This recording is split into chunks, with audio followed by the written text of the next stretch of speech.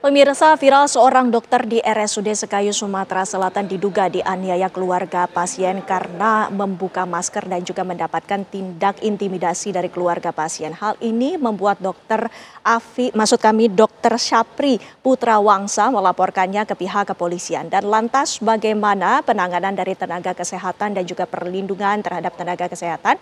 Kami akan hadirkan perbincangannya bersama sejumlah narasumber, namun kami hadirkan terlebih dahulu bagaimana beritanya.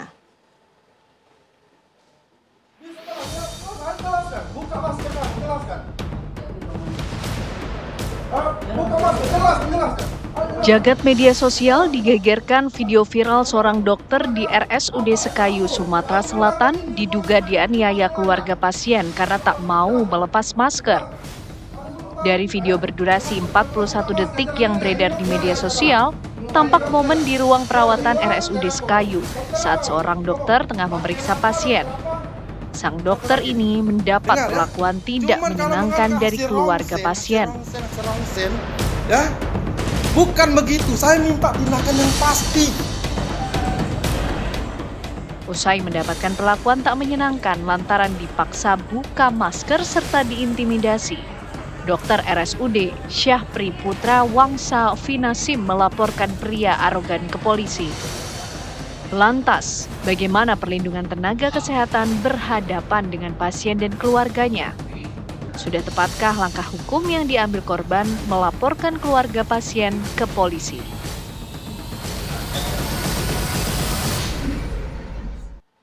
Perlakuan tak menyenangkan yang diterima oleh Dokter Syapri Putra Wangsa ini membuat dirinya melaporkan tindak intimidasi dari pihak keluarga pasien ini ke pihak kepolisian. Apakah langkah ini adalah langkah yang tepat untuk mendapatkan perlindungan terhadap tenaga kesehatan? Kami akan membahasnya bersama sejumlah narasumber. Sudah hadir bersama kami Dr. M. Nasir yang merupakan Ketua Asosiasi Dosen Hukum Kesehatan Indonesia. Selamat malam Pak Nasir. Selamat malam. Ya, sehat selalu Pak. Ya, terima kasih sudah hadir bersama kami dan juga hadir pula bersama kami Kasat Reskrim Polres Musi Banyuasin AKP Afi Abrianto. Selamat malam Pak Afi. Selamat malam Mbak. Ya, Pak Afi, kami ingin mengetahui bagaimana kronologis dan apa saja perkembangan dari pemeriksaan terkait laporan dari dokter yang telah mendapatkan penganiayaan Dokter Syapri Putra Wangsa ini. Silakan Pak. Baik, jadi dari awal mula kejadian itu berawal dari tanggal 8 dari pihak pasien ini datangi rumah sakit untuk mengecek dari pasien karena berawal itu pasien tidak sadarkan diri. Lalu dilakukanlah pemeriksaan secara intensif dari para tenaga medis yang berada di rumah sakit dan dari pemeriksaan itu adanya ketidakpuasan dari pihak pasien yaitu anak dari pasien itu sendiri merasa pihak rumah sakit itu tidak memberikan pelayanan yang baik, jadi kurang memuaskan dari pihak pasien dan memberikan fasilitas yang tidak layak. Jadi terjadilah adanya intimidasi baik itu secara fisik dan verbal dari keluarga dari pasien terhadap tenaga medis yang berada di rumah sakit tersebut. Terima kasih. Berdasarkan pelaporan tersebut, apakah sudah dilakukan pemeriksaan lebih lanjut? Berdasarkan dari kejadian itu, pihak dari korban, itu dari pihak rumah sakit membuat laporan, dan dari dasar laporan itu kita melakukan penyelidikan. Dari penyelidikan itu kita melakukan beberapa rangkaian pemeriksaan terhadap saksi, terlapor, dan adanya pengecekan dari TKP. Kita sudah menaikkan ke tahap sidik juga untuk saat ini. Baik, Pak Nasir boleh mengomentari ini langkah hukum yang dilakukan oleh Dokter Syapri ini. Menurut Anda apakah merupakan langkah yang tepat bagi seorang dokter yang konon ini bukan pertama kalinya terdapat intimidasi terhadap dokter, tenaga kesehatan? Iya, saya pikir melaporkan kepada polisi adanya sebuah perbuatan yang diduga merupakan perbuatan pidana, itu sudah benar, sudah sangat benar. Karena begini, ini kan pasien masuk ke rumah sakit dengan sebuah keadaan yang sebetulnya inkompos mentis. Jadi pasien ini karena penyakitnya saya tidak usah sebut, karena penyakitnya ini memang berada pada sebuah keadaan yang memang membutuhkan pelayanan yang cukup serius, intensif, dan diperlakukan sangat serius. Masuk lewat UGD pada tanggal 8 Agustus pukul 21.05 waktu Indonesia Barat. Pada hari kedua pemeriksaan itu diperoleh hasil toraks foto bahwa ada infiltrat pada paru kiri atas. Artinya ada kecurigaan, ada proses tuberkulosa aktif.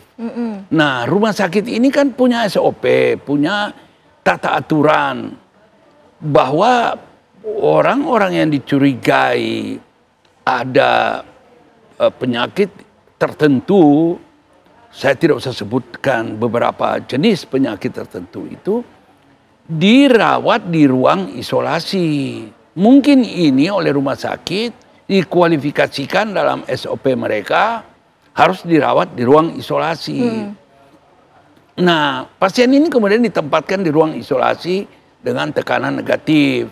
Di sana itu kan tidak ada AC, tapi dia itu VIP. VIP itu dari sisi keluasan, dari sisi kelengkapan alat kesehatan dan sebagainya. Tetapi tetap itu tidak ada air condition, jadi memang tidak nyaman. Nah, yang dipersoalkan oleh keluarga ini adalah seperti tadi penyampaian dari AKP Kasat Serse itu, yang dipersoalkan itu sebetulnya bukanlah proses pengobatan atau hasil pengobatan. Yang dipersoalkan itu adalah kapan pindah dari ruangan ini. Nah, menurut saya ini salah sasaran. Karena ini kan dokter yang datang ini adalah dokter super spesialis yang datang dikonsulkan karena adanya AKI, acute kidney injury grade 2. Jadi karena beliau ini mungkin hanya ada 1 atau 2, saya tidak tahu persis, di seluruh provinsi Sumatera Selatan ini, beliau ini bertugas di banyak rumah sakit. Kebagian rumah sakit Sekayu ini pada hari itu datang memeriksa pasien, ya dia sebetulnya tidak tahu menahu dengan persoalan SOP rumah sakit. Penempatan di ruangan ini, bahwa kapan dia harus pindah dan sebagainya, itu SOP rumah sakit. Sama sekali tidak ada kaitan dengan dokter super spesialis yang sebetulnya menjadi dokter yang dirujukan. Dokter, saya tidak tahu apakah dokter tamu, saya tidak tahu persis. Tapi beliau ini dokter rujukan. Dia bukan dokter yang melayani hari-hari. Yang melayani hari-hari itu dokter penyakit dalam yang kebetulan saya lihat di laporan itu residen penyakit dalam. Artinya dia ini dirujuk karena dia super spesialis ginjal dan hipertensi, ada persoalan pada ginjal, dia datang untuk meriksa. Kok malah dia yang diserang? Itu pertama. Yang kedua, memang dalam SOP-nya itu dia menggunakan masker. Itu sudah benar. Dia harus juga melindungi dirinya sendiri dan melindungi diri orang lain ketika berada pada sebuah situasi yang memang harus ada perlindungan itu. Yang ketiga, yang saya kira ini agak berat, pada Undang-Undang Kesehatan yang baru, Undang-Undang 17 2023, itu pada pasal 273 sangat jelas bahwa dokter itu, tenaga kesehatan, medis dan tenaga kesehatan mendapat perlindungan hukum ketika mereka melakukan atau melaksanakan pekerjaannya sesuai dengan standar.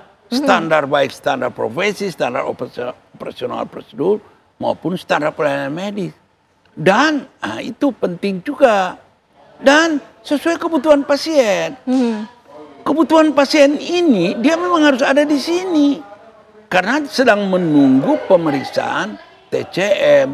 Itu pemeriksaan imunologis untuk mengetahui adanya proses atau infeksi TB aktif.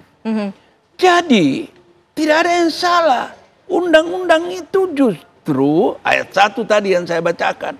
Ayat 2 mengatakan tenaga medis dan tenaga kesehatan ini atau rumah sakit ini dapat menghentikan pelayanan pada orang-orang yang melakukan hal-hal yang tidak terpuji pada tenaga kesehatan. Tapi ini rumah sakit kan tidak melakukan ayat 2 ini. Rumah sakit kan tetap melakukan layanan yang baik. Nah, pertanyaannya adalah apakah sudah tepat ini laporan polisi? Laporan polisi itu melaporkan adanya delik pidana. Jadi ini delik material. Apakah ada pidana di sini? Tadi memang Kasat Serse tidak mengatakan, tapi menurut saya pidananya jelas. Pidana apa? Pidana jelas kalau saya lihat di gambar tadi itu pidana penganiayaan. Iya, tapi sebelum kita langsung ke dalam pidana penganiayaan tersebut, tentunya kita ingin mengetahui sebenarnya apa yang menjadi pemicu dari keluarga pasien ini sehingga marah. Pak Afi, bisa dijelaskan mungkin dari hasil penyelidikan ataupun penyidikan sampai dengan saat ini, apakah memang dugaannya sementara yang membuat keluarga kesal itu karena penanganan dari pihak rumah sakit ataupun dokter ini bertele-tele. Salah satunya adalah dari dahak yang susah dikeluarkan oleh pasien sehingga memicu kemarahan dari keluarga pasien terhadap dokter. Pak Afi. Ya Mbak, jadi berawal dari adanya pemeriksaan awal itu pemeriksaan ronsen, di mana ditemukan adanya bercak-bercak yang mengarah kepada TB, sehingga dari pemeriksaan ini perlu dilakukanlah uji lab dengan menggunakan dahak dari pasien. Tetapi dari pasien ini tidak bisa mengeluarkan dahaknya, sehingga butuh teknik khusus mungkin dari pihak tenaga medis ini untuk mengeluarkan dahak dari pasien. Untuk dilakukannya uji lab untuk menentukannya penyakit yang sebelumnya diduga dari pemeriksaan ronsen tersebut. Namun setelah itu adanya ketidakpuasan dari pihak pasien, baik itu dari fasilitas dan adanya keterlambatan waktu saat dilakukan pemeriksaan dari terlapor, yaitu keluarga pasien. Baik. Pertanyaan selanjutnya Pak Nasir yang mungkin masih menjadi bayang-bayang kita semua, apakah dengan adanya pelaporan tersendiri yang saat ini dilakukan oleh Dr. Sapri ini, bagaimana sesungguhnya perlindungan terhadap tenaga kesehatan sampai dengan saat ini, apalagi dengan banyaknya kasus intimidasi? Ditahan dulu Pak Nasir, kami akan hadir jawabannya sesaat lagi. Kita lanjutkan dialog kami, Dr. Nasir. Kita ketahui bersama bahwa kasus dari Dr. Sapri ini bukanlah kasus intimidasi yang pertama kali terjadi kepada tenaga kesehatan. Sesungguhnya bagaimana perlindungan terhadap tenaga medis ini? Iya, terima kasih. Pertanyaannya baik sekali dalam rangka edukasi masyarakat. Sebetulnya perlindungan tenaga medis dan tenaga kesehatan yang sedang bekerja ini sebetulnya dalam dalam berbagai peraturan perundangan sudah ada. Termasuk tadi ya saya sudah sebut pasal 273 Undang-Undang Kesehatan. Itu mereka harus dilindungi. Saya berpikir ini negara ini harus menghargai organ negara. Kita semua tahu bahwa guru misalnya, wartawan, dokter, perawat, dan petugas-petugas yang memang berhadapan langsung dengan masyarakat itu organ negara dalam rangka pelayanan, melakukan pelayanan, memajukan kesejahteraan umum. Mereka harus dilindungi, dan Undang-Undang Nomor 2 Tahun 2002 tentang kepolisian itu juga sebetulnya dalam salah satu pasalnya itu memang menegakkan ketertiban masyarakat. Jadi dengan sangat memahami independensi kepolisian, saya dengan sangat kuat menyarankan kepada Pak Kasat yang tadi, Pak Kasat yang muda ini tidak usah ragu-ragu dalam penegakan hukum. Sebab saya lihat terpenuhi unsur. Kalau kita lihat pasal 184 KUHP, terpenuhi beberapa unsur.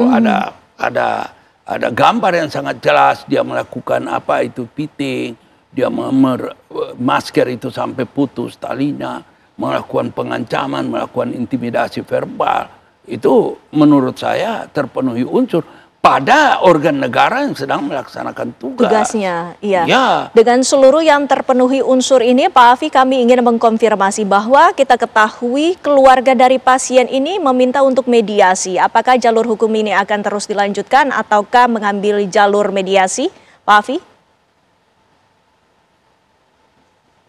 Ya Mbak, jadi untuk saat ini proses penyidikan tetap berlanjut walaupun adanya permintaan mediasi dari pihak terlapor kepada pelapor.